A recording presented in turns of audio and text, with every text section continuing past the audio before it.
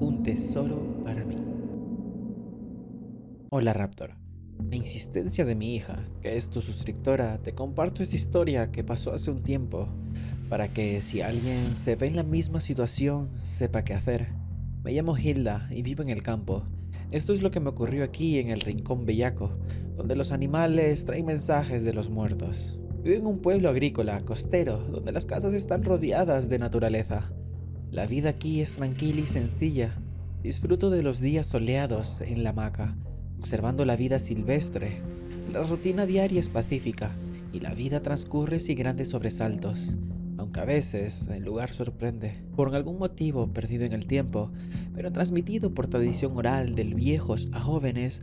Los habitantes de Rincón Bellaco vivían convencidos de que esta tierra encerraba grandes secretos. Habían desarrollado una gran cantidad de supersticiones y creencias que se convirtieron en su cultura durante varias generaciones. Y por eso siempre rechazaron la presencia de curas y misioneros, motivo por el cual a este lugar le decían Rincón Bellaco, que era mucho mejor que su nombre anterior, Cueva Loca. Quedé sola con mis hijas. Como dice la mayor, creo que papá salió a comprar cigarrillos y se perdió.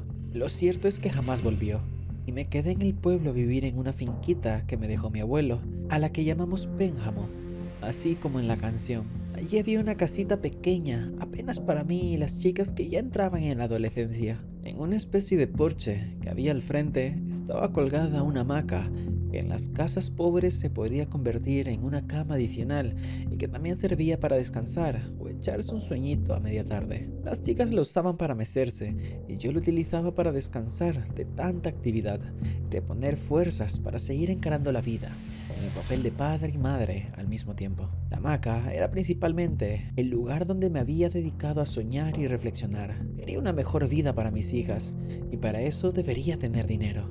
Pero para variar, esta siempre faltaba.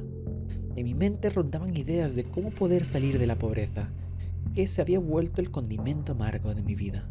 En Rincón Bellaco se oían toda clase de historias acerca de entierros, tesoros y cuantiosas fortunas escondidas por nuestros ancestros bucaneros ante el miedo a ser atacados en los tiempos, y se volvieron rutina el robo y el asesinato por un par de monedas. La finca era de poca extensión y la falta de brazos fuertes mermaban cualquier posibilidad de producir más.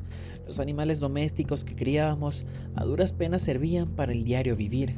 Muchas veces pensé en ir al Cerro de las Ánimas y silbar a todo pulmón para que aparezca el diablo y venderle mi alma a cambio de un mejor futuro para mis chicas. Mis hijas asistían a una escuelita donde solo había un profesor 2 días a la semana. Yo tenía un radio transistor que lo encendía a determinadas horas porque consumía muchas baterías.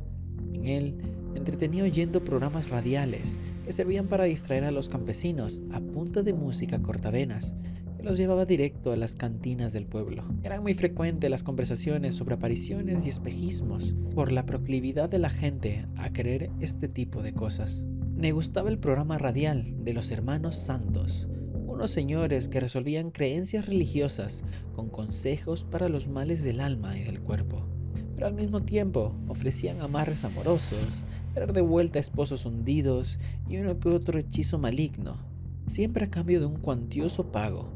Pero fueron ellos los que me hicieron decidir no ir al Cerro de las Ánimas a silbar. Ellos explicaban que, en ese trato con el diablo, uno debía entregar el alma de un ser querido la primera vez, y yo solo tenía a mis chicas. Una tarde de esas en que todo era pecado por ser Semana Santa y cuando todas las emisoras de radio no emitían más que cantos gregorianos, me había dejado caer en la hamaca, cansada de aguantar sola en el huerto. Casi al quedarme dormida, vi una gallina dorada que andaba con 7 pollos también dorados y le seguía de cerca un gran callo espuelón. Todos estaban escarbando alrededor de una mata de plátanos a unos 5 metros de la hamaca. En eso, la radio hizo un ruido bastante raro que atrajo mi mirada, y cuando volví la cara a la gallina y sus pollos, estos habían desaparecido. Esto me pareció sumamente raro. Me recogí más en la hamaca y me acobijé los pies. Sabía que algo raro estaba sucediendo y se me erizó la piel. entonces, en el cerco del patio, alcancé a ver una cornamenta, como de un chivo muy alto y negro. Ahí sí me levanté a espantarlo, porque esos animales comen un montón y era capaz de terminar con mis hortalizas. Pero cuando llegué a la cerca, no encontré nada. También el chivo había desaparecido. Ya eran demasiadas coincidencias y me puse a recorrer los alrededores de la casa, pero no había animal alguno. Al parecer eran apariciones. En mi mente recordé que, en el común decir de los vecinos, cuando se presenciaban esas apariciones, era porque alguna alma en pena estaba tratando de comunicar algo. Esa noche llegaron de visita mis compadres que vivían al pie del mar, y cuando les conté, mi comadre me confirmó que estuviera atenta, porque los espíritus tenían algo que decirme. Fue difícil conciliar el sueño, porque era la primera vez que veía cosas raras, y eso, aunque no me aterraba al extremo, me daba un poco de temor pensar que lo que estaba sucediendo fuera algo infernal. Al otro día, como si fuera poco, al sintonizar el programa de los Hermanos Santos, escuché como un oyente les hacía un relato muy parecido a lo que me estaba ocurriendo a mí, y preguntó en vivo, ¿qué debo hacer en un momento de esos? La respuesta del locutor fue la siguiente: debes pararte frente al animal, santiguarse y decirle, en nombre del Todopoderoso, ¿qué quieres? Y si el animal se mueve, debes seguirlo, ya que quiere señalarte un sitio especial. Es importante que uses en agua, porque si te llegan a señalar un lugar, deberás lanzarle en agua en esa dirección para reclamar propiedad sobre aquello que te quieren mostrar. Luego de eso, el animal se alejará. Busqué en las maletas donde guardaba la ropa que ya no usaba. Estaba segura de tener allí unas enaguas que, por el calor, ya no eran frecuentes en el campo. Encontré una de color lila, con encajes en el borde inferior, y me decidí por ella. Me daba la impresión de que era un color acorde con Semana Santa. Me sentía más aliviada, porque ya sabía lo que tenía que hacer si me sucedía otra vez lo mismo. Por el calor del día, me acosté en la hamaca a eso de las 8, y como entre gallos y medianoche, vi un grupo numeroso de conejos blancos que daban vueltas entre carreras y brincos alrededor de un árbol de ciruelas que estaba en flor. Me traté de incorporar, pero no pude, porque sentí una fuerte opresión en el pecho. Era que uno de los conejos se había vuelto enorme y me oprimía el torso con las manos. Me desperté sobresaltada. Había sido un sueño, pero al bajar de la hamaca sentí que me caía por un hueco en el piso, hasta un espacio en donde estaban unos baúles parecidos a cofres antiguos, y había un hombre con un parche en el ojo derecho y una pata de palo, que permanecía sentado en uno de ellos, con una espada reluciente en sus manos en pose amenazante. Se levantó y empezó a acercárseme.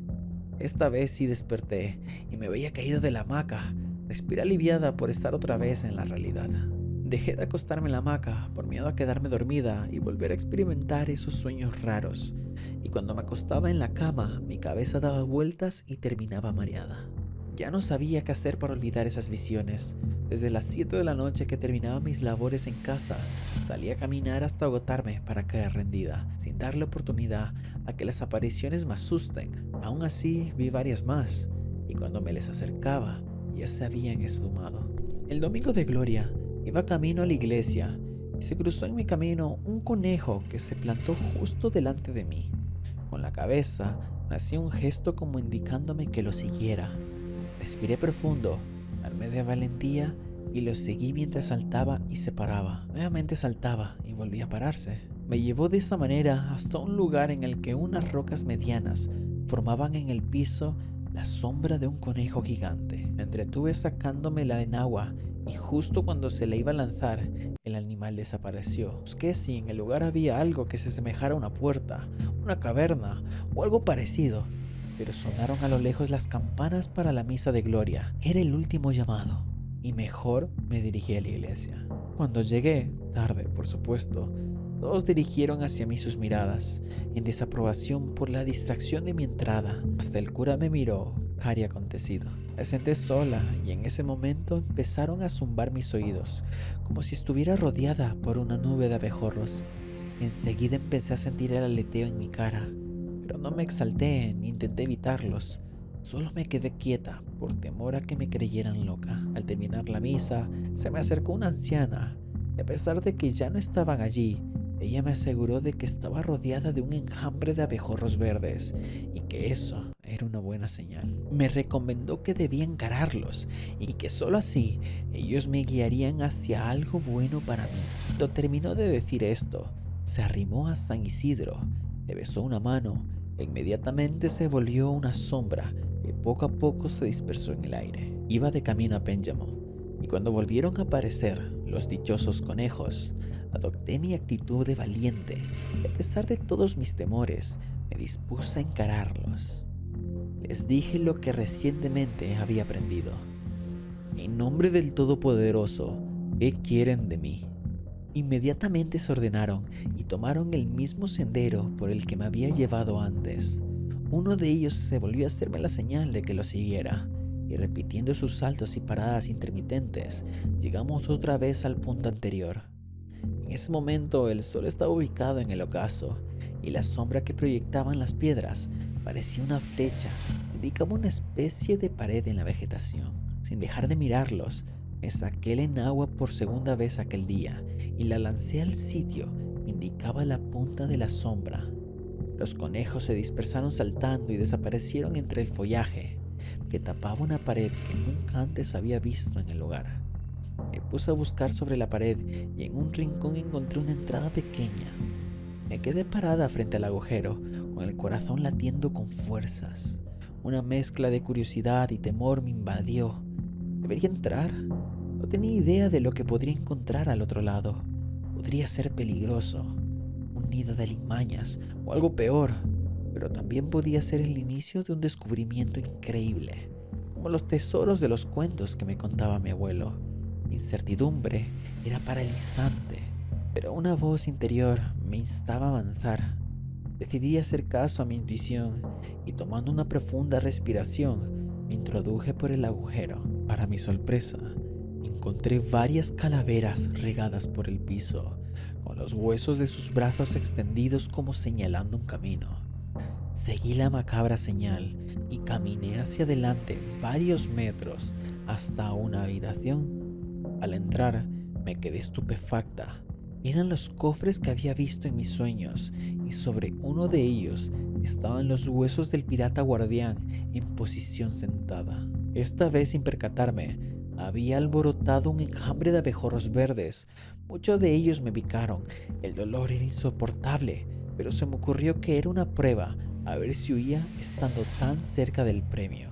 Así que tomé medidas desesperadas y como había escuchado decir que para contrarrestar las picaduras de abejorros se debe orinar inmediatamente y frotarse la orina en las picaduras, eso fue lo que hice. Al orinar de manera obligada seguramente hice una mala fuerza y no lo pude evitar, también defequé y para el colmo, al retirarme y dar un paso en falso tratando de protegerme de los abejorros, me resbalé y caí sobre mis propias heces y me quedé toda embarrada. Nada de eso me atormentaba. Al fin y al cabo, la vida hasta ese momento no había hecho más que cagarse en mi destino.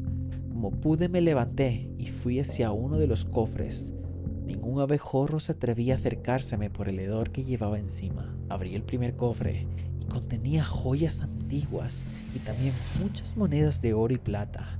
Levanté la mirada y lo primero que noté fue que el esqueleto que permanecía sentado sobre el tercer cofre ya no estaba allí, había desaparecido. Fue cuando imaginé lo peor. Me di vuelta lentamente en dirección al camino por donde había entrado a la habitación del tesoro y los vi, 6 piratas perfectamente ataviados con sus trajes, uno con parche en el ojo, otro con pata de palo, todos mal encarados por mi presencia.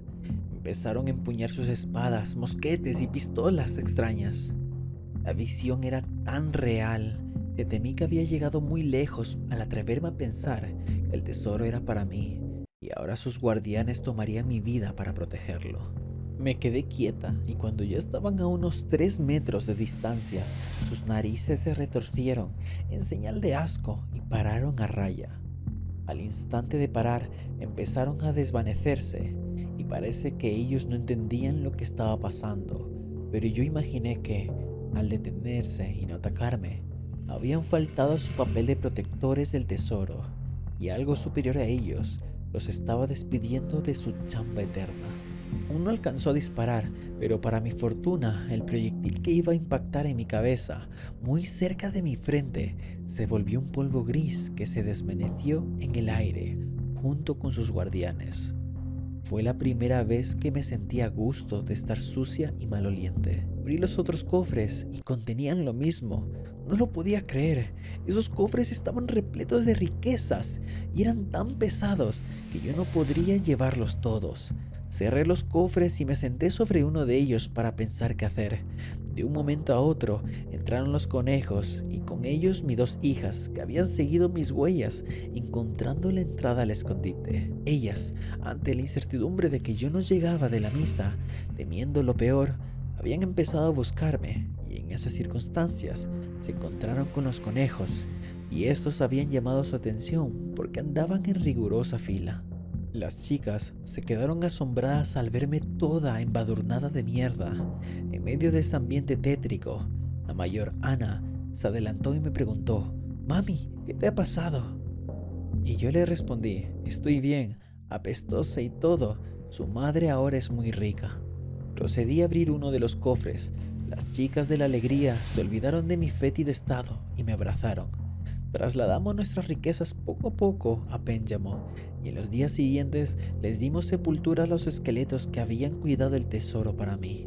Luego entendí que la vida me preparó para ser fuerte y no eludir las experiencias nuevas o extrañas que a veces nos depara el destino. Y de las calaveras que enterramos, aprendimos que no se puede perder la vida vigilando tesoros para otros.